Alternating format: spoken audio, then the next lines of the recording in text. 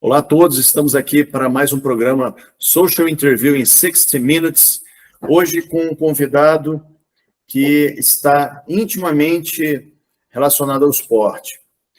Ele atualmente é chefe de conteúdo e operações da N Sports, em São Paulo. Ele atualmente também é membro do Conselho Consultivo do CONAFUT, professor de Rádio, TV e Jornalismo da FAAP, Fundação Amaro Álvares Penteado. Armando. Há 19 anos. Fundação Armando Álvares Penteado. Armando. Jornalista sênior de radiodifusão em esportes, Fórmula Indy e da UEFA, na TV Cultura. E ele foi, durante 10 anos, chefe de esportes da TV do Grupo Bandeirantes de Comunicação e chefe de esportes de TV e rádio da EBC, Empresa Brasil de Comunicação. Editor executivo da Sport TV, UFC Combate, dentre outros cargos. Então, ele é o homem da comunicação esportiva no Brasil. Estamos falando com Carlos Gomes. Seja bem-vindo, Carlos, ao nosso programa. Obrigado você. Prazer estar com vocês aqui. E temos muito o que conversar. Vamos adiante. É um grande prazer mesmo estar junto com vocês aí. Você conseguiu unir a comunicação ao esporte. O que representa o esporte para você? Eu diria que foi onde eu mais me encontrei. Eu comecei como jornalista tradicional. Comecei trabalhando no jornal. O primeiro emprego que eu trabalhei foi como jornal, como revisor no jornal. Ainda na época, acho que era o Diário Popular, de São Paulo, hoje não existe mais. Aí logo depois eu passei para a televisão e fiz um percurso aí em televisão, como editor, como chefe de reportagem em várias áreas, jornalismo cultural, político, internacional, científico, geral, e aí eu fui convidado para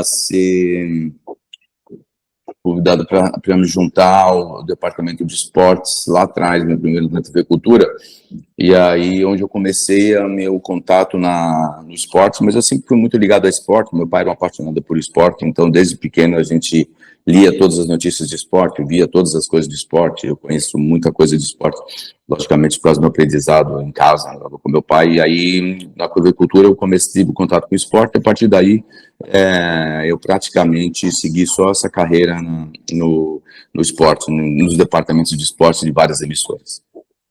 No ambiente que você frequenta, que você está, São Paulo, o paulistano, ele se identifica bastante com o esporte, mais do que nos outros estados do Brasil? Olha, a gente tem São Paulo é o estado mais rico do país, milhões de pessoas, é o estado mais populoso. Então, São Paulo é a sede dos grandes times, né? Palmeiras, Corinthians, São Paulo. Logicamente, divide aí com o Rio a primazia dos grandes times. Tem o Flamengo, o Fluminense, o Vasco, mas logicamente agora o Flamengo está numa fase boa financeiramente, mas o São Paulo realmente ele é muito forte, tanto no capital quanto no interior. Então o esporte em São Paulo é muito forte, tanto no futebol quanto no basquete, também quanto no vôlei. A onda vôlei começou no Rio, mas depois veio para São Paulo.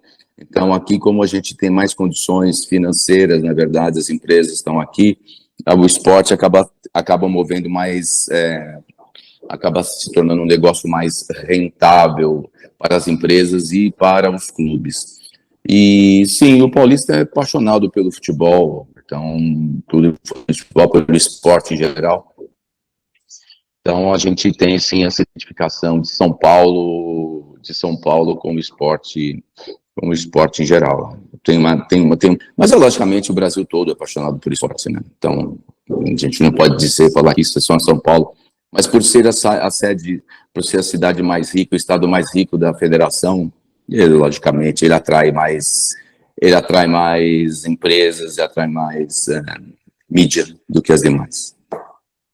Naturalmente, para você ser apaixonado por uma profissão, para você exercer bem, tem que ser apaixonado por ela, isso é natural. né? E quais são os critérios para se tornar um jornalista no âmbito esportivo? Olha, primeiro você tem que ser jornalista. Depois você tem que saber. Eu costumo dizer uma coisa, é um estereótipo que eu vou repetir, não deveria, mas vou. O jornalista esportivo, ele trabalha em todas as áreas. O jornalista que não é esportivo não consegue trabalhar com esporte. Porque existe uma divisão aí, tem gente que não gosta de esporte e nem toca em esporte, entendeu? Ah, eu não gosto de esporte, tem jornalistas que não querem saber de esporte, então não conhecem nada, não sabem sobre o Flamengo, sobre o Corinthians, sobre o Fortaleza, sobre o Ceará, ou em geral, entendeu? Não leio notícias. E quando você coloca uma pessoa dessa para trabalhar no esporte, ela fica completamente perdida. Em compensação, o jornalista esportivo, por ele já ter aquela pecha de que ele trabalha numa coisa menor, porque tem um pouco disso, né? Ele trabalha com esporte. Esporte é meio entretenimento, não é jornalista. Mas o jornalista esportivo, ele está muito mais por dentro de todas as coisas que acontecem. E é gozado isso. O jornalista esportivo, ele trafega em todas as áreas se ele precisar. E é muito difícil outros jornalistas que não tiveram... Se coloca um jornalista para trabalhar com esporte, ele vai se sentir um peixe fora d'água, entendeu? Então, é muito interessante essa é um estereótipo, na verdade, mas tem um fundo de verdade. E você está na empresa N Sports, né, que é uma plataforma de streaming para eventos esportivos ao vivo, com parcerias com confederações e ligas. Isso aqui é o nosso serviço de como é que eu vou dizer para você, de inteligência que fica correndo atrás dessas informações. Entendi. Não, na verdade é o seguinte, a N Sports... Perdão. Pode falar. E a N Sports, ela está em 3 áreas, né? Geração de conteúdo, produção de streaming ao vivo e venda publicitária. Então, é exatamente isso que eu queria que você explicasse para os nossos amigos o que é a N Sports. Na verdade, a N Sports foi uma empresa que foi fundada, se não me engano, há 4, 5 anos. Na verdade, ela começou como startup, foi a ideia do Guilherme Figueiredo, que hoje em dia é Country Manager da Betam, que é uma das maiores empresas de betting do planeta. Na verdade, há um tempo atrás, há 4, 5 anos, 6 anos, a internet ainda era considerado um bicho de 7 cabeças, né? Ninguém entendia muito como é que funcionava. E aí, o que aconteceu? Ele conversou com, por exemplo, com a Confederação Paulista de Vôlei, Confederação Brasileira de Taekwondo, Confederação não sei do que, de todas as confederações e tudo isso. E aí ele propôs um negócio. Olha, eu vou montar uma transmissão. Vocês fazem transmissão dos eventos de vocês? Não. Então eu vou fazer a transmissão do evento de vocês. Vocês podem abrir um canal no YouTube, um canal de vocês. Eu cedo tudo isso. Vocês têm um canal do YouTube que transmite no site de vocês, no YouTube, as competições de vocês. Eu vou pegar eu vou ser responsável pela geração. Se você quiser, se racha comigo, para algumas sim, algumas não quiseram. E aí eu vou montar um aplicativo e um streaming. E aí eu vou montar o aplicativo e as pessoas que quiserem assistir todo o conteúdo de todos os esportes, ele vem comigo. Então, na verdade, no começo ele foi patrocinado pela Netshoes. A empresa, eu não sei porque eu não estava lá, porque eu sou recente, então não sei se a N Sports tem a ver com o Netshoes, mas é uma coincidência muito feliz. E, logicamente, o N Sports, na verdade, fala assim, N modalidades, N Sports, N apaixonados, e acabou ficando isso. Então, na verdade, ela começou assim, com uma plataforma de streaming, e aí também ela ajudava a produzir os conteúdos para as confederações e tudo isso. Ela fez um acordo também com a empresa 1190, que transmitia os jogos do Campeonato Brasileiro da Série A e Série B para o exterior. Todos esses jogos eram finalizados lá, todos os jogos chegavam, a gente colocava a narração em inglês e mandava para o mundo todo, e distribuía para o mundo todo isso. Aí isso também, as empresas de betting também pegavam isso. Então, a verdade, a empresa se tornou uma produtora, tem um serviço de streaming, um aplicativo e tudo isso.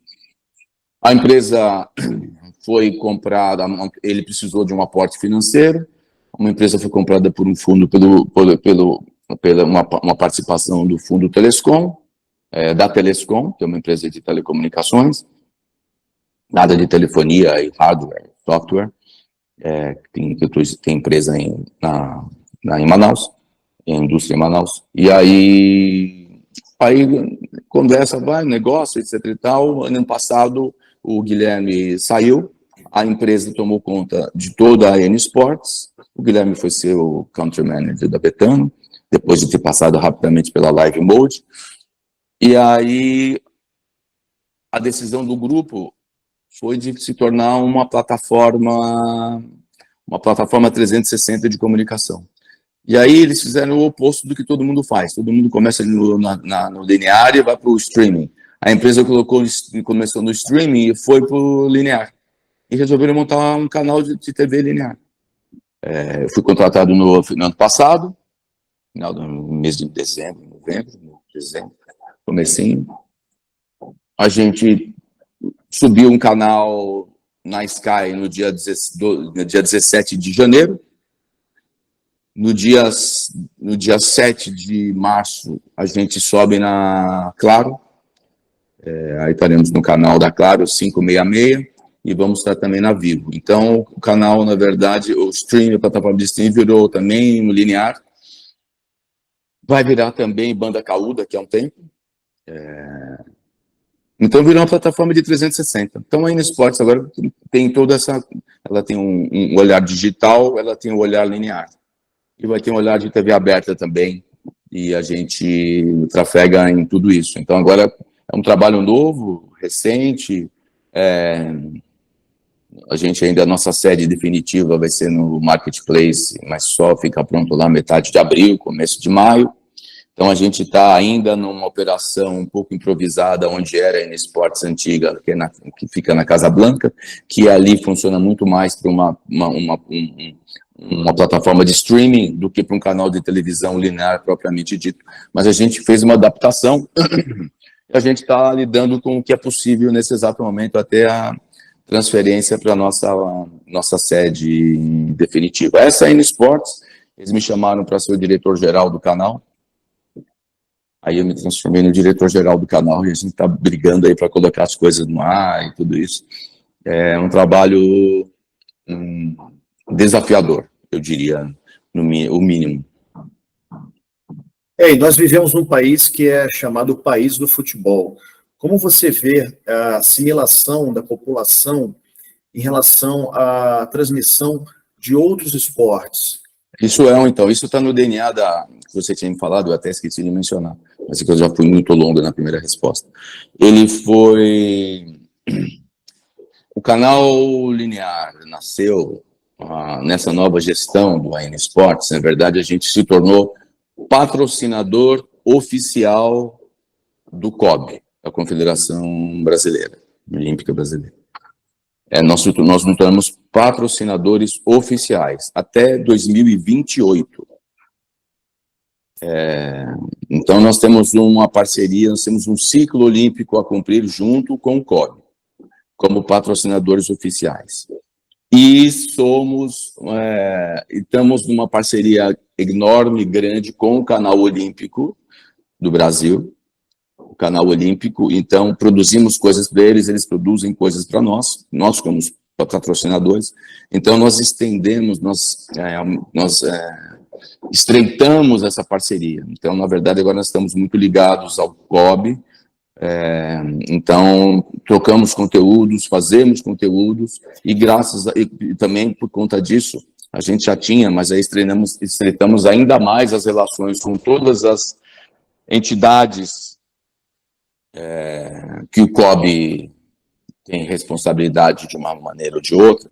Então, a gente ficou mais perto da Confederação de Vôlei, da Confederação de Natação, da Confederação de Atletismo, da Confederação de Tênis, da Confederação de tudo. Então, na verdade, o DNA do canal é um canal olímpico, é o canal olímpico, é o esporte olímpico, o que é muito importante, muito bacana, inclusive se você tem 4 anos, porque a gente sabe como é que é, eu já trabalhei em televisão, em todas as televisões possíveis. A gente sabe que a Olimpíada, ela promove um frisson nos 6 meses que antecedem aos Jogos. Depois, quando acabam os Jogos, entendeu? O mercado publicitário dá aquela esfriada, Mas geralmente boa parte do que foi investido pelas empresas privadas de patrocinadores, né? Isso vai até a Olimpíada, acabou a Olimpíada, não tem mais dinheiro, muitas vezes, então, o esporte amador, ou o esporte olímpico, ele é deixado de lado um pouco. Então, a gente propôs fazer a gente está num ciclo olímpico de 4 anos, onde a gente vai continuar nessa parceria, junto com o Canal Olímpico, junto com o COB. Como você disse também, a gente é promotor de muitos eventos, nossos eventos proprietários. Então, por exemplo, nós estamos fazendo agora a Billie Jean King Cup, que é em São Paulo, vai ser em abril, promoção exclusiva da N Sports. Ela vai ser a promotora, o host, broadcast e tudo isso. Aí você vai perguntar, ela vai transmitir? Não sabemos se nós vamos transmitir ainda na plataforma da N Sports como TV, mas nós somos os responsáveis, os promotores do evento. Então, são várias frentes que a empresa trabalha. Então, a gente tem eventos proprietários, eventos que nós vamos construir com o COB, eventos que nós vamos construir com as confederações, esportes novos que a gente vai lançar.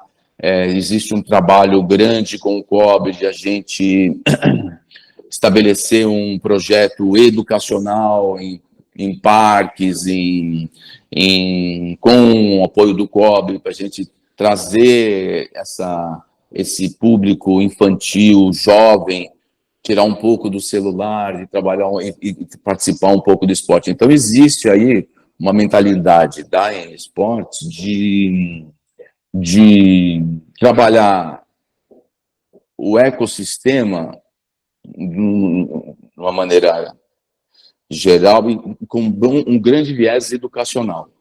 Então, isso é bem bacana no caso da N Sports, assim, por isso que é bem desafiador. E estamos aí com 3, 4 meses, estou 4, 5 meses na empresa, então é um trabalho grande. Aliás, está dando muito trabalho. Eu comentei isso daí, Carlos, porque em relação, além do COB, como você mencionou, os canais com os quais a N Sports tem a parceria, eu queria citar, inclusive, os nossos amigos, porque tem o Canal Olímpico do Brasil, a Liga de Basquete Feminino, a Liga Nacional de Futsal, o Canal Vôlei Brasil, o canal da Federação Paulista de Handebol, a Hand TV, o canal Basquete Brasil, CrossFit, Esporte Universitário, Torneio de Tênis e a Corinthians TV. Então, é realmente uma variedade muito grande, é uma tendência muito grande à valorização do esporte. E aí eu pergunto para você, o futuro do esporte é a fragmentação em diversas plataformas, com conteúdos variados e exclusivos? Olha, essa é a pergunta de $1 bilhão, né? Essa é uma pergunta de $1 bilhão. Eu acho que passa por isso, sim. Eu acho que passa um pouco pela fragmentação. A gente está vendo hoje em dia que, por exemplo, a NFL, que é a Liga de Basquete, Liga de Futebol americano, que é um dos principais business do mundo, assim como a NBA, você vê como eles fragmentam em todas as coisas. A NFL, então, ela vende uma cota para a Apple, uma cota para a Fox, uma cota para a ESPN, uma cota para a NBC, uma cota para a CBS, uma cota para a ABC, uma cota para a Prime Amazon, uma cota... Então, ela fragmenta, porque ela percebeu que na fragmentação ela faz mais dinheiro. E ela atinge um público maior. A mesma coisa com a NBA. Então, a exclusividade, logicamente, a gente ainda tem muita coisa, se a gente falar de muita exclusividade, a gente não pode comparar o esporte olímpico ao futebol. No caso do esporte olímpico, eu acho que a fragmentação, a multiplicação de plataformas, entendeu? Eu acho que é um caminho muito bom para atingir um público ainda maior, entendeu? E você fazer a formação. Mas a gente está vendo agora, por exemplo, uma negociação aí do futebol, da Série A, onde a gente tem de um lado a Globo com a Libra e do outro lado você tem a Liga Forte do futebol, que são antagonistas, são adversários, tentando tentando fechar com os clubes antes que a outra, antes que a inimiga, vamos dizer assim. Então, nesse caso do futebol, ele acaba passando por uma coisa de exclusividade, porque o brasileiro é apaixonado por futebol. No caso dos esportes olímpicos, você não vê essa briga por todo mundo querendo fazer. A briga acontece quando você tem a Olimpíada. Aí sim, a Globo e a Sport TV de um lado, a Cazé do outro, a Band antigamente, quando estava lá, as outras pessoas, a gente tinha lá, a gente fazia parceria. Então, eu acho que no futebol é um caso à parte. Então, eu acho que sim, a fragmentação, essa palavra fragmentação, ela muitas vezes ela é confundida como uma fraqueza. Eu acho que não, a fragmentação, o brasileiro tem que entender que, na verdade, ela é uma vantagem. Se eu coloco o meu conteúdo em várias plataformas, ele vai ser mais visto, ele vai ser mais... De qualquer maneira, você tem o outro lado também, que é o seguinte, eu quero o seu conteúdo exclusivo e eu pago mais. Então, para a federação ou para a confederação, talvez valha mais a pena. Então, na verdade, essa é uma pergunta de $1 milhão que nem o mercado publicitário sabe responder. E se você vê, o mercado publicitário está completamente sem saber muito por onde caminhar, por onde o que fazer, se ela coloca todo o dinheiro, se ele coloca todo o dinheiro no streaming, ou se ele vai para o linear, aí tem aquelas coisas, os partidários do streaming, a televisão é uma coisa velha, já acabou. O pessoal da televisão dizendo, o streaming é uma coisa assim, muita molecada. Então, gente, eu acho que não dá para saber isso ainda vamos acomodar muita coisa, tem muita coisa a acontecer, tem players novos, a gente viu que, por acaso, a Apple comprou todo o futebol, o soccer americano e colocou na plataforma exclusiva dela, porque tinha o Messi, e com isso ela ganhou milhões de assinantes no mundo. A Apple parece que tinha oferecido para a Fórmula 1 também um deal parecido com o do futebol americano, a soccer, mas parece que não foi muito em frente, ou está indo, então a gente não sabe. Eu acho que eu acho que o mercado vai se testando, sabe?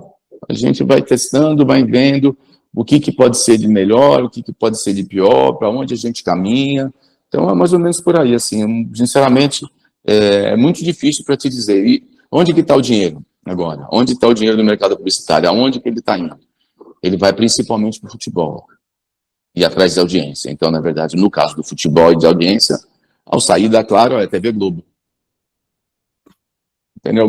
Antigamente a gente tinha a Band, eu era diretor de esporte da Band, nós éramos parceiros da Globo. Então a Globo levava para lá os principais patrocinadores, a gente pegava os patrocinadores que tinham sido preteridos na Globo e a gente levava para lá. Hoje em dia isso não está acontecendo, porque o mercado está muito fragmentado, as empresas estão tentando se entender. Não, vamos para o Premiere, ok, uma plataforma boa para o Premiere. Beleza? Então o Premiere precisa disso.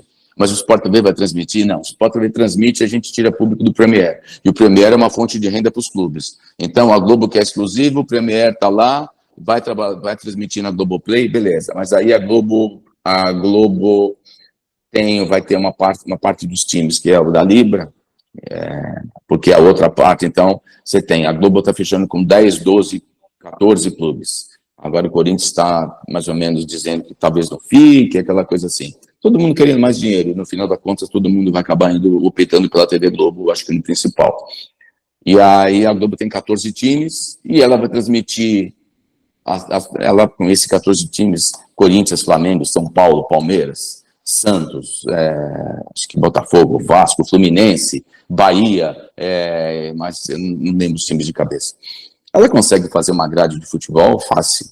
A Copa do Brasil é dela por mais 4, 5 anos, ela tem a Copa do Mundo que ela vai dividir, ela tem o Campeonato Brasileiro se ela pegar, e ela vai transmitir um jogo do Flamengo contra o Atlético Paranaense no Maracanã, porque o Atlético Paranaense pertence à Liga Forte. Mas, por causa da lei do mandante, e aí agora a gente entra na lei do mandante, que é o seguinte, a lei do mandante faz com que os clubes tenham liberdade para vender a quem eles queiram a transmissão dos jogos onde eles são mandantes. Então, na verdade, se a Globo fecha com 10, 12 principais clubes, ela consegue fazer com que Flamengo, Corinthians, Palmeiras sempre joguem, São Paulo sempre joguem em casa. Você vai ter sempre 2 jogos nos dias de rodada, dentro de casa, entendeu? E aí o Atlético Paranaense, que está na outra liga, ela não tem direito de vetar essa lei do mandante. E o Atlético Paranaense, a gente sabe, é o clube que mais impôs a lei do mandante, não fechando o acordo com a Globo e transmitindo as partidas do Atlético Paranaense, membros do Brasileiro, na sua plataforma Furacão, e que é no site, no YouTube deles, esqueci o nome, Furacão, alguma coisa assim, e aí acabou vendendo também uma parte dos seus direitos para TV, no Pay TV, para TNT, que na verdade é o Warner, já do Grupo Warner. Então, na verdade, é uma confusão ainda grande, e é bom que o mercado está se mexendo, e eu acho que daqui para frente essa é a tendência. E teve um Atletiba que eles venderam, se eu não me engano, foi o pioneirismo dessa forma de desmembrar das TVs tradicionais. Na verdade é o seguinte, agora, por exemplo, o Atletiba, assim, no caso do N-Sports, nós transmitimos agora recentemente, o Campeonato Paranaense de Futebol. A gente não consegue transmitir as partidas do Atlético Paranaense dentro de casa, porque isso está na plataforma Furacão. A gente pode colocar em delay. Mas, ao mesmo tempo, agora a gente está fazendo um acordo com eles que a gente vai fazer um pay-per-view e com isso a gente pode transmitir no pay-per-view, numa assinatura, e a gente faz no revenue share, que é uma divisão de receitas com eles. Mas a gente transmitiu agora recentemente Curitiba e Atlético Paranaense. Foi no Miguel Couto. No Miguel Couto, não, desculpa. Couto Pereira. No Couto Pereira, sempre confundo. Foi no Couto Pereira. E foi um sucesso total, absoluto, tanto no linear quanto no digital. Nós tivemos 100 mil visualizações simultâneas durante 3 horas, com 1h30 de espera, mais 2 horas de jogo, 3 horas e meia de coisa. 100 mil visualizações simultâneas, total de 400 mil visualizações. Então, o que acabou sendo bom, o que impactou o Atlético Paranaense viu, falou assim, pô, esses caras são fortes, vamos tentar fazer um acordo com eles do pay-per-view, que eles estão procurando maneiras de monetizar. Então, na verdade, o que os clubes querem, e o que é normal, e as empresas querem, é monetizar. Então, não vejo que seja, assim, não acho que esse é um movimento positivo, na verdade. Na fragmentação, acho que é um movimento positivo. Esse relacionamento que a plataforma tem com clubes e ligas, é mais fácil manter esse relacionamento quer dizer, é menos complicado se relacionar com clubes ou com ligas? Essa questão da negociação. Boa pergunta. Mais outra pergunta de quase $2 milhões. Não, essa depende. Se você estabelecer uma boa parceria com os clubes, é bom. Porque, na verdade, vou falar do Campeonato Brasileiro. Vou voltar a fazer um exemplo do Campeonato Brasileiro. A Globo está conversando através da Libra, ela conversa direto com os clubes. A Libra é uma reunião dos clubes. Nesse caso, a Libra, eu acho que ela tem não sei se tem um fundo por trás, não sei se é um Mobdalo, um nome assim, ou se ela tem o BTG por trás. Então, a Libra tem isso, então a Globo conversa com os clubes. Antes ela conversava com a CBF.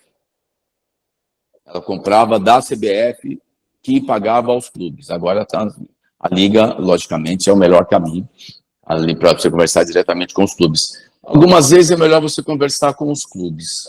Algumas vezes é melhor você conversar com as federações. Isso varia um pouco. Muitas vezes as duas estão juntas. Muitas vezes as duas são antagonistas. De repente, o presidente da federação, vou chutar, Capixaba, entendeu? Ele é presidente de um time X. E o cara que é o do time Y, que é o maior adversário dele, é o candidato a coisa. Então, muitas vezes, essa política atrapalha um pouco a negociação. Eu acho que o melhor caminho, na verdade, são os clubes. No caso do futebol, eles montarem uma liga deles, onde a conversa é com a liga. E você sai da Seara CBF. É muito melhor. Sair da Seara CBF. Fica a coisa um pouco mais transparente e fica menos político, na verdade. Agora, você comentou que você foi diretor de esportes da Bandeirantes por 10 anos. E quando nós falamos de esporte e Bandeirantes, a gente não pode se esquecer do Show do Esporte, que foi, assim, um pioneirismo em relação à apresentação do esporte na televisão brasileira. E criado em 83, né, tinha o Luciano do Vale, e eu como admirador do Show do Esporte, eu consegui enxergar na época uma concorrência com o SBT, com o Silvio Santos, porque o programa do Silvio Santos ele arrastava as pessoas além o dia inteiro, né, até a noite.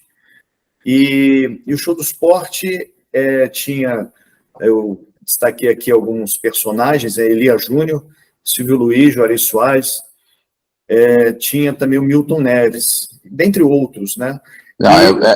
O Milton veio depois, mas tudo bem. Veio depois, mas e também tinham personalidades do esporte, como Rivelino no futebol, Éder Joffre no boxe.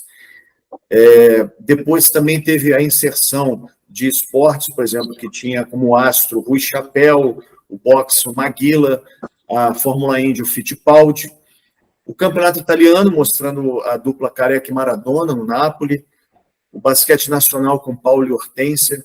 Quer dizer, a gente poderia considerar como Show do Esporte o pioneiro na massificação do esporte na mídia tradicional, na TV aberta?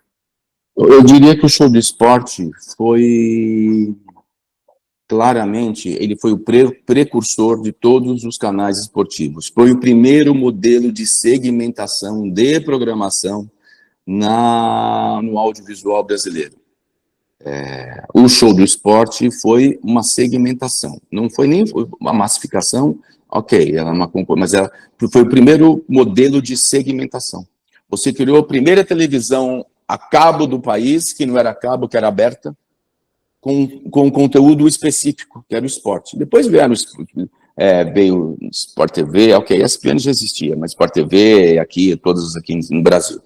Mas, sim, foi um modelo, foi um momento, na verdade, a gente tem que falar a verdade, isso foi uma coisa visionária do Luciano do Vale, visionária. O Luciano é um gênio da comunicação, saiu da TV Globo, foi para a Record, e aí depois ele acabou indo para a Bandeirantes. Ele tinha como parceiro, lá na Record, eles fizeram aquele famoso jogo no Maracanã, Brasil e Rússia, debaixo de chuva, onde tinha o Jornada nas Estrelas. Ali já foi o começo, que ali deu 20 e poucos pontos e bateu a Globo praticamente naquela época. E aí ali vislumbrou-se um caminho para o esporte. O Luciano, muito visionário, resolveu ir para Bandeirantes junto com o Kiko, que na verdade, não sei se você lembra, é o consórcio Luque Bandeirantes. Era Luciano e Kiko. Luciano, Kid e Kiko. Eles montaram essa empresa e começaram a transformar e criaram um Show do Esporte. A Bandeirantes tinha uma programação capenga, que perdia de todo mundo na época, não tinha nada na programação da Bandeirantes no domingo. Nem nada na programação, tinha eventualmente uma novela, tinha um jornalismo forte, eventualmente um musical, alguma coisa assim, tinha um chacrinho algumas vezes, mas a Bandeirantes ainda ocupava ali a quarta colocação, brigava ali pela quarta, quinta colocação. Aí veio a solução Show do Esporte, e aí criou-se ali assim, uma segmentação da TV. Eles trouxeram eventos, trouxeram o campeonato italiano, foram colocando para dentro talentos, venderam muito, e aí o Kiko era o responsável pela venda comercial. O Kiko foi CEO da Monarch há muito tempo atrás, não da Calói, naquela época, Então, na verdade, eles montaram. O Luciano sonhava e colocava eventos para dentro, e o Kiko transformava isso em dinheiro.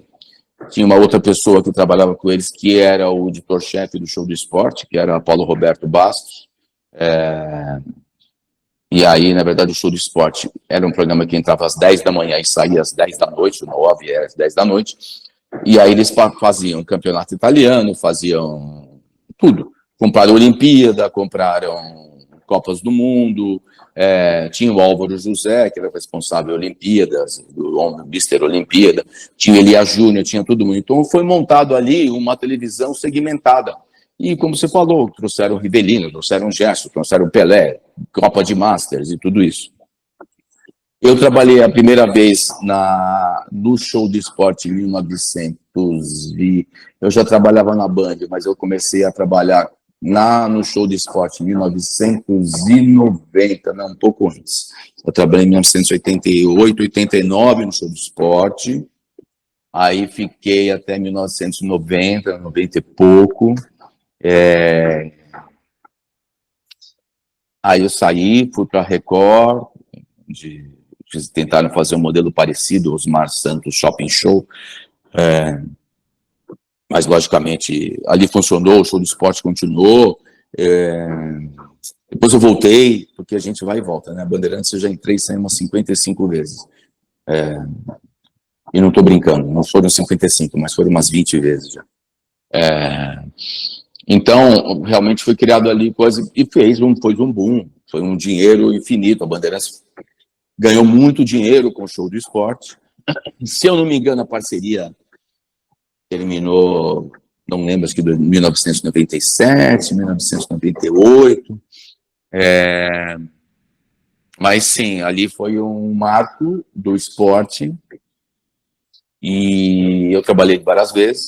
E aí eu tive a oportunidade, em 2002, quando eu voltei, eu já trabalhava na Band, tinha saído, como eu tinha falado, mas em 2002 eles me chamaram para ser o diretor, o chefe de jornalismo de esportes ali da Band. Aí eu voltei e me tornei o diretor de esportes. E nessa época, a Bandeirantes estava afastada de tudo quanto era evento.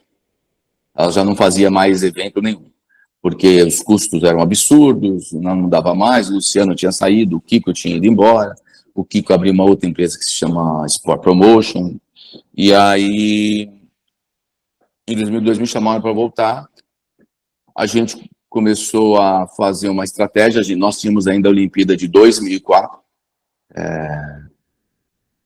conseguimos depois ali comprar a Copa do Mundo de 2006 para o Band Esportes e jornalisticamente para a Band. E aí a gente voltou a ser parceiro da Globo. Eu conversei com o pessoal da Globo, Márcia Sintra, Marcelo Campos Pinto, que na época eram os donos dos direitos da TV Globo, e conseguimos fazer uma parceria de trazer de volta a Band como a subparceira da Globo. Assim. Então, todas as Copas do Mundo, Olimpíada, Eurocopa, Libertadores, tudo, nós éramos partners da Globo. E nessa época eu tive a oportunidade de recontratar o Luciano do Vale para a Band. Então eu recontratei o Luciano do Vale em 2006 ou 2007, ele estava na Record ali encostado, ele pediu para rescisão, a Record deu, nós trouxemos o Luciano, e aí o Luciano trabalhou com a gente nessa... Não ressuscitamos o Show do Esporte, nem poderíamos, mas tínhamos uma programação ancorada desde a meio-dia no esporte, transmitimos alguns eventos, transmitimos Fórmula Indy, depois a gente ia para o Campeonato Brasileiro, no sábado a gente tinha a Série B, a gente tinha vários eventos. No meio de semana a gente tinha a Liga dos Campeões, também tinha Brasileiro, tinha a Copa do Brasil, tinha Mundial Feminino e tinha tudo isso. Então foi um momento muito rico, eu tive a oportunidade de voltar a trabalhar com o Luciano do Vale. Aí eu saí da Bandeirantes em 2012, o Luciano continuou, acho que até mais um ano, 2, aí o Luciano veio a falecer. Mas todo aquele modelo, se você hoje olha a TV Bandeirantes, todo mundo que está ali, todos os programas, tudo que está ali, são todos contratados meus. Renata Fã, Neto, Paloma Totti, a grade, são todos contratados mesmo, não há ninguém que eu não tenha contratado ali. Eu só não contratei o Elia Júnior porque ele chegou antes de mim, lá atrás, mas ele estava no Band Esportes, mas todo aquele pessoal foi eu que recontratei, e a gente conseguiu montar o esporte na Band, que foi fantástico, altos índices de audiência de novo, até 2012, porque até hoje, se você conversa com qualquer...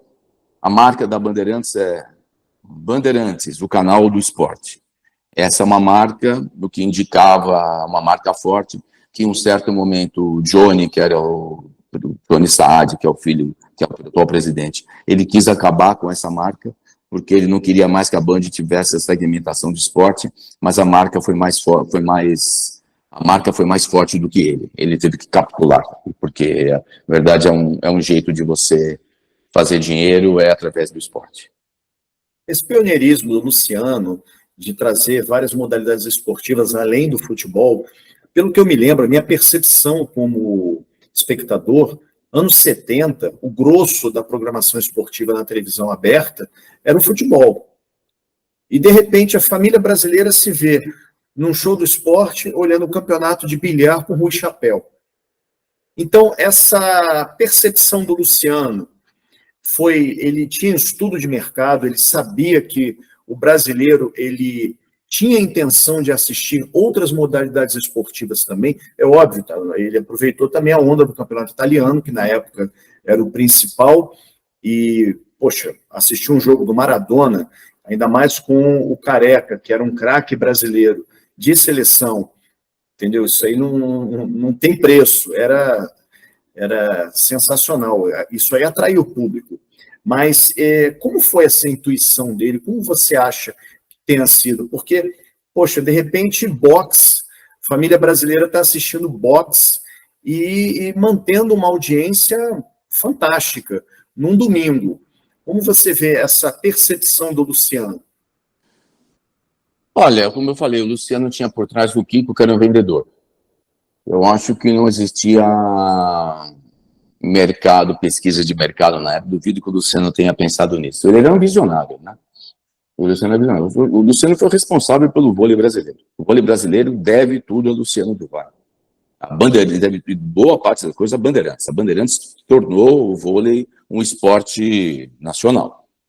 Tanto que depois a Globo pegou e não cede para ninguém. Né? A Globo não cede o vôlei para ninguém. Ela conseguiu agora quebrar um pouco a bolha, quebramos um pouco a bolha na N Sports, conseguindo fazer a Liga, a Série A, a Série B e um pouco da A em delay.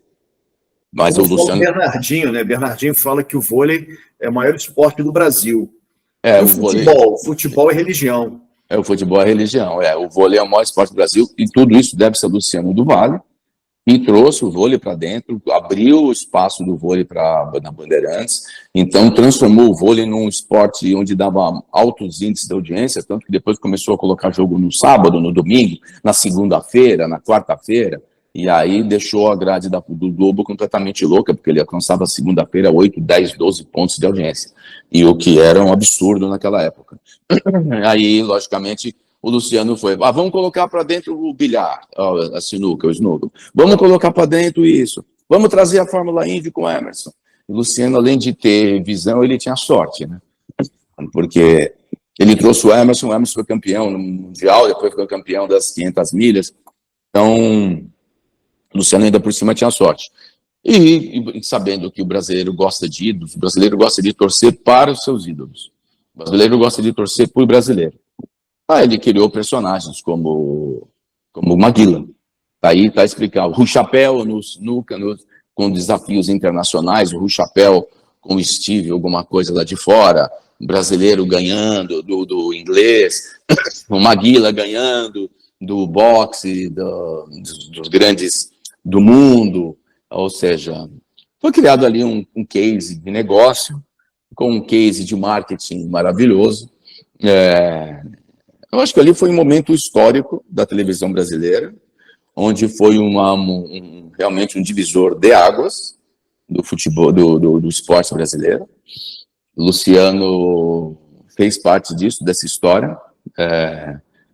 Quem trabalhou com o Luciano trabalhou, quem não trabalhou, não trabalhou. Você pode dizer, eu trabalhei, eu contratei o Luciano, virei um grande amigo dele, viajamos umas 50 vezes para os Estados Unidos para fazer Fórmula Indy, para fazer Olimpíada. Fizemos a Olimpíada de 2008 juntos, fizemos a Olimpíada de 2012, fizemos a Copa do Mundo de 2010, fizemos um monte de coisas juntos, assim. Tínhamos uma grande amizade, assim, ele me respeitava muito, eu respeitava muito, e o Luciano não é uma pessoa fácil. É um gentleman, sempre foi um gentleman. Absolutamente um gentleman. Mesmo se ele não gostasse de você, ele era absolutamente gentleman. Mas eu tive a oportunidade e a convivência com ele de saber que a gente realmente era amigo. A gente conversava coisas e ele me respeitava. Ele me consultava para um monte de coisas, assim. Foi um momento único, assim. Então, o Luciano tem essa mexida. E nada... Depois do Luciano, o esporte mudou. Está sempre na TV brasileira, aonde quer que seja. Entendeu? Então, hoje em dia, o Galvão herdou o trono do querido Luciano, mas o Galvão sabe que não há ninguém como Luciano do Vale narrando. Nunca houve, espero que um dia a gente tenha, mas acho muito difícil. Eu queria, inclusive, fazer esse comentário, assim, sem nenhuma pretensão, mas eu acredito que o Luciano tenha sido o maior locutor do esporte brasileiro que já existiu. O Luciano era o maior locutor do esporte. Olha, eu vejo futebol, logicamente.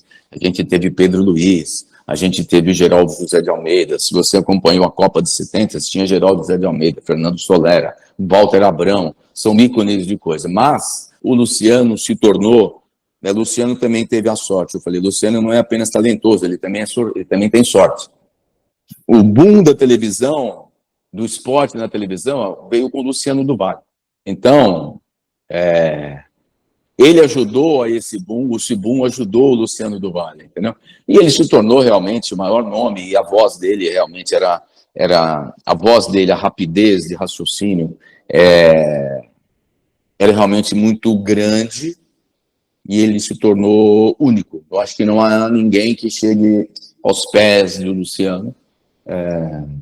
Tanto que o Galvão reconhece que o Luciano foi o maior de todos, o Luciano foi o maior de todos, mas é a vida que segue. Hoje em dia temos boas pessoas trabalhando no mercado, mas não temos mais aquele grande nome. Tanto que a Rede Globo agora está anunciando a volta de Galvão Bueno ao seu quadro esportivo da TV aberta, entendeu? Porque ainda não há substitutos. É uma coisa que gradualmente isso vai mexer, né? Isso vai mudar por conta da fragmentação, dos jovens assistindo outro tipo de programação, vendo umas coisas recortadas. Hoje vamos para o Cazé. O Cazé tem um apelo aí agora, porque o Cazé também teve uma sorte muito grande, porque ele teve um boom da internet justamente quando o Cazé é bom, ele criou aquela franja dele de gente falando de futebol, metendo a boca, de gente mais jovem falando isso da internet, né? Isso é um case também que o Cazé pegou, e o Cazé teve a sorte de que ele pegou esse boom da explosão da internet, da explosão do mobile, da explosão das pessoas olhando o aparelho de celular. O Cazé teve essa sorte. Ele cresceu por méritos próprios, mas, na verdade, no final das contas, ele acabou sendo abraçado pela Live Mode, que é uma empresa que lançou o Cazé, o Cazé trabalhava como produtor no esporte interativo lá atrás. A Live Mode, hoje em dia, do Edgar Diniz, que foi o criador do esporte interativo. Ele criou a Live Mode, que hoje em dia toma conta de todos os produtos da Federação Paulista de Futebol. Ela negocia o Campeonato Paulista e tudo isso. Ela também negociava o Carioca, agora não está mais. Ela fez um acordo muito bom com o Comitê Olímpico Internacional, com a FIFA, de tudo isso, de trazer os grandes eventos internacionais para a plataforma de streaming, para a plataforma de YouTube. Até aproveitando, o Edgar Luiz também é muito craque nisso, muito visionário, ele aproveitou um momento onde nem COI, nem FIFA e nem UEFA sabiam como fazer dinheiro com o YouTube, sabiam dinheiro com a internet. A gente brinca assim, os velhinhos da FIFA e os velhinhos não tinham a mínima noção do que era isso, entendeu? O Edgar foi esperto o suficiente, competente o suficiente para mostrar que ele conseguia fazer um engajamento X de tantas pessoas, ele conseguiu crescer o Cazé para 2, 3, 4, 5 milhões, chegou para o Comitê Olímpico, eu vou te pagar aqui, isso aqui, ou eu vou te colocar isso de engajamento. O Comitê Olímpico falou, beleza, porque a Globo não pagava nada mais por isso, a Globo tinha isso de graça, a Globo agora não compra mais, então agora os caras compraram. Então o Edgar Diniz teve essa visão, e o Cazé teve um boom. Então tudo isso também é um pouco de oportunidade, de momento, sabe? O Cazé deu uma explosão, agora a gente tem aí outros canais tentando desbancar o Cazé, o Gold que veio para lá, vem junto, mas eu acho que o Gold já está enfrentando aí problemas, eu acho assim, de tentar manter os eventos estão ficando muito caros. O Cazé, graças ao Edgar Diniz, a empresa Live Mode, ela tem uma base forte, eles agora parece que eles têm um aporte financeiro da XP, então quando você tem aportes financeiros fica mais fácil. Então são momentos da televisão, são momentos do esporte brasileiro, que você percebe movimentos iguais na televisão, na televisão americana, na televisão europeia, nas plataformas europeias e americanas e asiáticas. Então, na verdade, estamos nos adaptando ao momento, e esse momento deve durar ainda mais uns 2, 3 anos, e daqui a pouco você tem outra coisa disruptiva, que de repente são os óculos para você assistir tudo numa realidade virtual, imersiva. Então, a televisão pode daqui a pouco te trazer outro tipo de realidade para você assistir. Então, eu acho que a tecnologia agora vai impactar de maneira exponencial o consumo do produto esporte. Queria destacar um pouquinho o Sport TV, onde você trabalhou. Aquela pergunta que eu fiz antes, né, o Show do Esporte teria sido pioneiro na massificação do esporte na TV aberta. Da mesma forma, poderíamos considerar o Sport TV como pioneiro na massificação do esporte na TV por assinatura, mas uma TV originalmente brasileira? Acho que... Porque você citou a ESPN. Já existia, né? Sim, sim. Mas eu falo assim de um canal... No Brasil? No Brasil, com certeza. O Sport TV foi o pioneiro. Logicamente suportado por uma grande plataforma, que é a TV Globo, né? Sim, eu acho que eles olharam isso, perceberam. A Globo tinha naquela época, muito provavelmente, quando foi criado o Sport TV, eu nem lembro mais em que época que foi criada, mas aí tínhamos ainda ali pessoas que pensavam estrategicamente, a TV Globo naquela época, acho que Boni participava naquela época, e a gente tinha ali o Sport TV foi responsável, sim, pela massificação do esporte no Pay TV, na TV a cabo. Sim, não havia outro. A ESPN quase falimos aqui em 2000. A ESPN apenas engatinhava em 94, 95, 96. Em 2000 a ESPN faliu e só ressurgiu das cinzas com um grande aporte financeiro da matriz. O Band Esporte surgiu depois, bem depois, além na esteira da Globo, mas aí foi só uma oportunidade comercial, porque na verdade você olha o Band Esportes hoje, a qualidade do Band Esportes também é muito fraca, não há investimento, e também está tudo muito caro, e o Grupo Bandeirantes não quer investir dessa maneira. Então a gente tem um problema ali. E aí você tem, que mais? Você tem a Fox que veio, que também surfou uma onda boa, que é tudo momento, né? Ela surfou um momento onde o boom, onde o olhar do torcedor brasileiro estava, do torcedor do futebol, de futebol do Brasil, o torcedor, em certo momento, a Libertadores se tornou o pote de ouro no fim do arco-íris. Então, o Palmeiras queria ganhar Libertadores, o Corinthians queria ganhar Libertadores, todos queriam ganhar Libertadores, todo mundo. E a Fox surgiu naquele momento como a casa da Libertadores. Eles tiveram muita sorte, compraram aqueles 5, 6 anos do Libertadores, eles dividiram com a Globo, depois com o Sport TV, 1 ou 2 jogos de segunda linha, não a primeira escolha, a segunda, a terceira escolha. E aí a Fox estourou como o canal da Libertadores. E no final a ESPN fazia as suas outras coisas, os campeonatos internacionais. O Sport TV, que foi o grande massificador do Pay TV, acabou sendo prejudicado até pela própria Globo, que a própria Globo achou melhor ganhar dinheiro no Premier do que abrir o Campeonato Brasileiro da Série A para o Sport TV, para gerar audiência. A Globo entendeu que o modelo de negócio era outro. Então, o Sport TV acabou sendo a casa da Série B do Campeonato Brasileiro, se você percebe isso até hoje. Então, o que o Sport TV nasceu, massificou, perdeu, e hoje em dia perde, tem uma competição muito difícil junto com a ESPN, junto com as demais plataformas, até com o Cazé e tudo isso. Então, a Fox cresceu, a ESPN foi lá e comprou, na verdade, foi uma aquisição internacional, mas a Fox teve o seu boom. Eu acho que esses são todos os momentos. Teve o momento da Bandeirantes, que foi um divisor de águas para todo o produto esporte em audiovisual. Se a gente teve um problema, a gente teve um case ali com o Pay TV, o canal a cabo com o Sport TV. Depois você teve várias movimentações, teve a volta da Band junto com a Globo, teve o lançamento do Band Esportes, teve o fortalecimento da ESPN, teve o surgimento da Fox, teve a aparição, o surgimento do Cazé.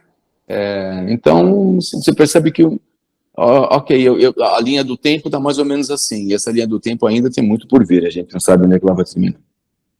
E você trabalhando no Sport TV, no UFC Combate, você consegue dimensionar qual o tamanho da paixão do brasileiro por lutas?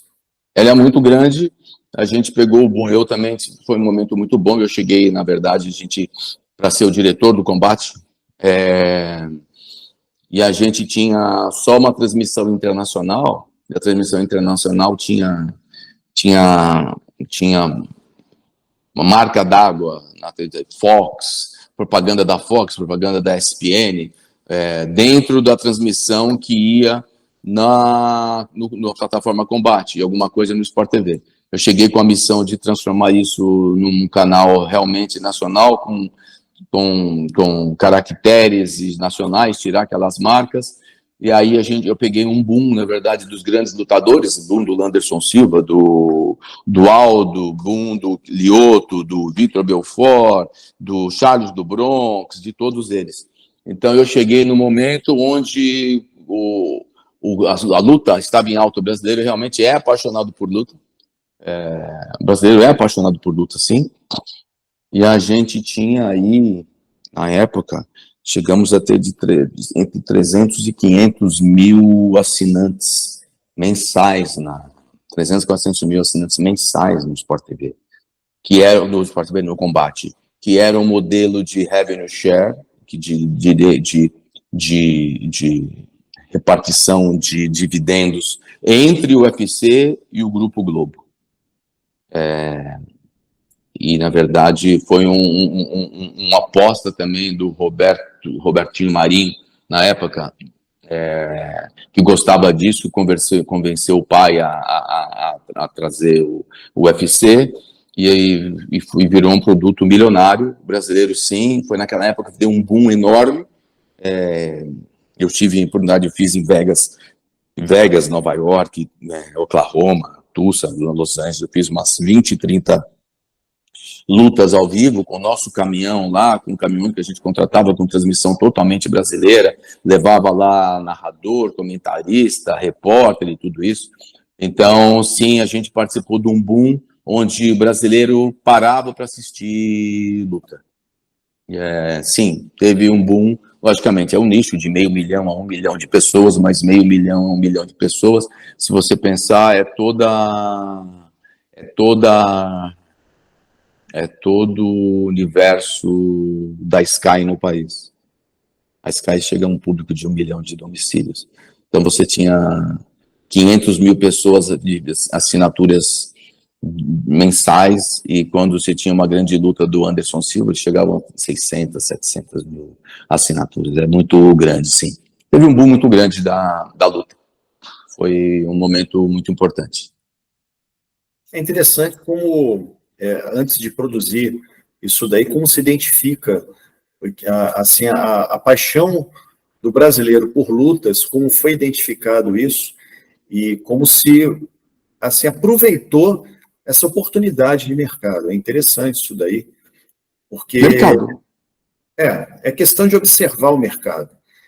E, para finalizar, o Carlos Gomes, queria falar sobre rádio. Eu me lembro que nos anos 70, 80, 90, no Rio de Janeiro, a Rádio Globo dominava, tinha a Super Rádio Tupi também. Inclusive, sobre a Rádio Globo, eu tinha contato com o falecido Valdir Vieira e o falecido Honório de Souza, que eram dois radialistas lá de dentro. Inclusive, queria mandar um abraço à esposa do seu Honório, dona Rosinha, o filho Hércules, que são meus grandes amigos. E na Super Rádio Tupi tinha o Luiz Penido, que hoje está na Rádio Globo, que eu acho acho melhor, assim como o Luciano do Vale era o melhor radialista, na minha opinião, é uma opinião pessoal, o Luiz Penido seria o melhor radialista, pelo menos da atualidade. E eu tive a oportunidade de dar 2 entrevistas para ele, como quando o Vasco foi campeão nacional, bicampeão de basquete e tetracampeão brasileiro de futebol. Aí eu te pergunto em relação à rádio, com a variedade das mídias hoje, o rádio mantém sua importância nas transmissões esportivas ou, de alguma forma, ele conseguiu perder um pouco a sua importância? Eu acho que, bom, rádio não vai terminar nunca, né? Rádio nunca vai acabar. Ele chega imediatamente aonde você quer, você está no carro, você ouve o rádio, você está na coisa, você quer informação, você ouve o rádio, ele vê, o imediatismo dele é inegável. Eu duvido que vai acabar, eu acho que sim também com a multiplicação. O problema é uma questão de mercado, sim.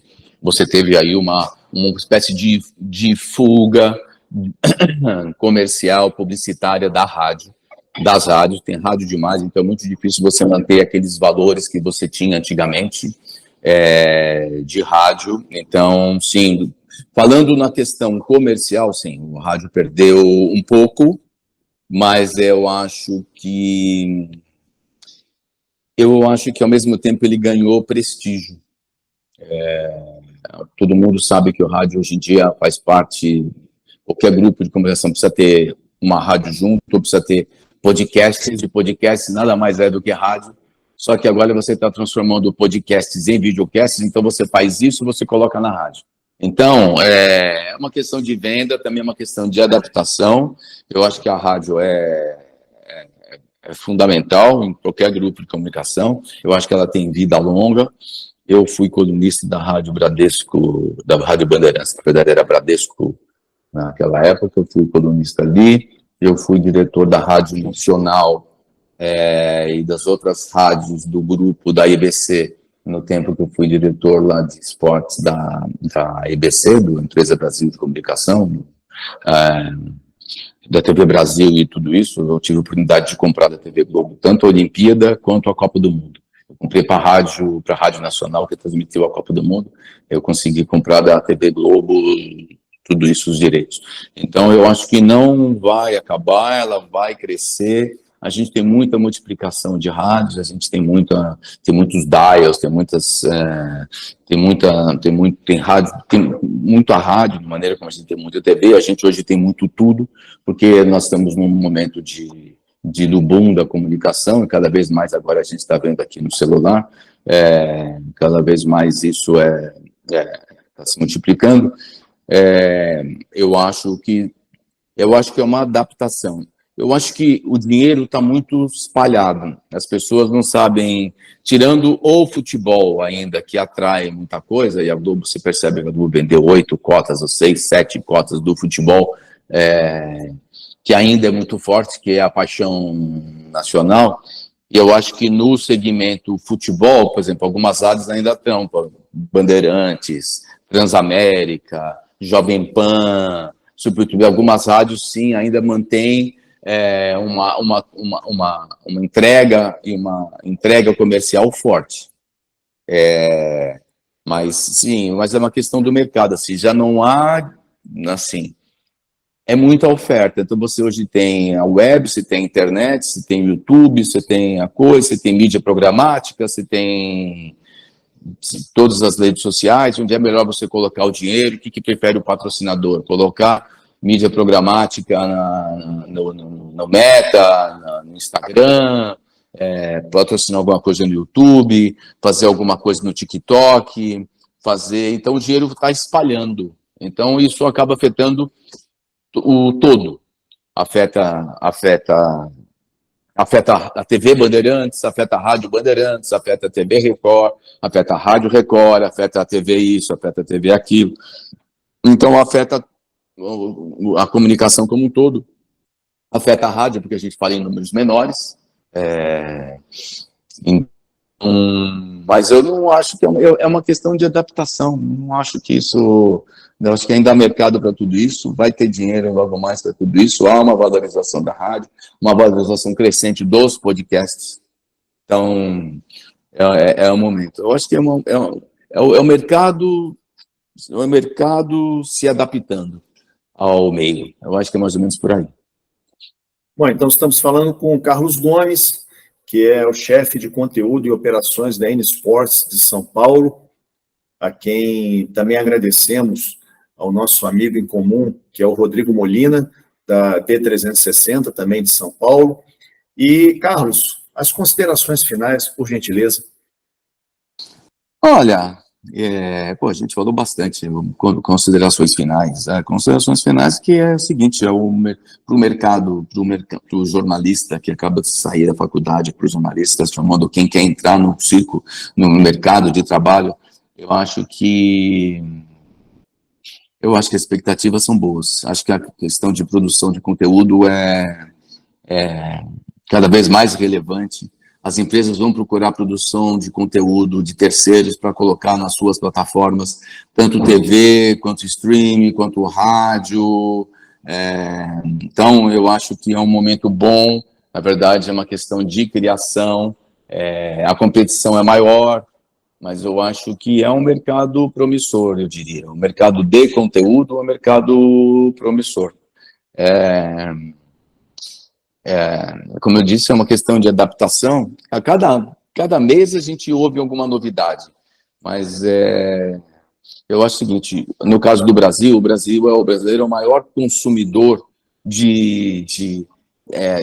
da mídias digitais, de redes digitais, de televisão. O brasileiro é acostumado, o brasileiro nasceu com televisão, nasceu com rádio, nasceu com tudo isso. Então, o brasileiro é um ser extremamente conectado.